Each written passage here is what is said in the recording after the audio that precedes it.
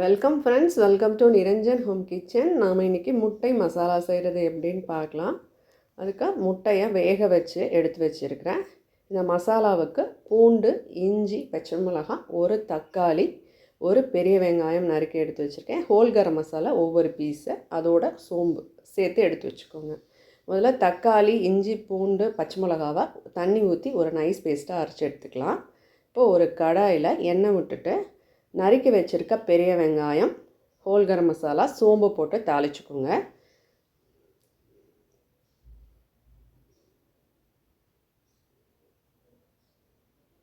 இப்போ நம்ம அரைச்சி வச்சுருக்கிற தக்காளி விழுதை சேர்த்துக்கலாம். இது கூட தனி மிளகாய்த்தூள் ஒரு 1.5 டீஸ்பூன் அளவுக்கு சேர்த்துருக்கேன்.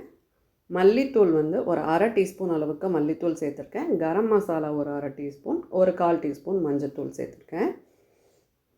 இதை நல்லா கலந்து விட்டுக்கோங்க. காரத்துக்கு தகுந்தாப்பில் நீங்கள் கூட குறைய சேர்த்துக்கலாம். உங்கள்கிட்ட குழம்பு மிளகாய்த்தூள் இருந்தால் அதுவும் கூட நீங்கள் சேர்த்துக்கலாம். என்கிட்ட இல்லாதனால தனி மிளகாய்த்தூள் மல்லித்தூள் சேர்த்துருக்கேன். கொஞ்சமாக தண்ணி ஊற்றிக்கோங்க, அடிப்பிடிக்காமல் இருக்கும். இன்னொன்று மசாலா எல்லா பக்கமும் நல்லா கலந்து வரும், அதுக்காக கொஞ்சமாக தண்ணி சேர்த்துக்கோங்க. உப்பு நான் 1 டீஸ்பூன் அளவுக்கு உப்பு சேர்த்துருக்கேன். பத்தலைன்னா கொஞ்சம் சேர்த்துக்கலாம். இப்போ நம்ம வேக வச்சுருக்கிற முட்டையை 2ஆக கட் பண்ணி அதையும் நம்ம இப்போ சேர்த்துக்கலாம். எனக்கு மசாலா அதிகமாக தேவைப்படல, கொஞ்சமாக சாதத்தோடு வச்சு சாப்பிட போகிறேன். அதனால் மசாலா அதிகம் சேர்க்காமல் நான் சேர்த்துருக்கேன். நீங்கள் சப்பாத்தி பூரிக்கெல்லாம் சேர்க்கும்போது தக்காளியோட அளவையும் வெங்காயத்தோட அளவையும் கூடி வச்சுக்கோங்க. இப்போ ஒரு 6 முட்டைக்கு 3 தக்காளி அளவுக்கு எடுத்துக்கோங்க. எடுத்து நல்லா அரைச்சி நீங்கள் போது மசாலாவோட அளவு உங்களுக்கு அதிகமாக இருக்கும்.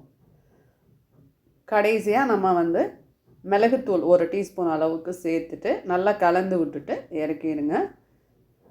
முட்டை மசாலா ரெடி ஆகிடுச்சு. கண்டிப்பாக செஞ்சு பாருங்கள். தேங்க்யூ ஃபார் வாட்சிங்.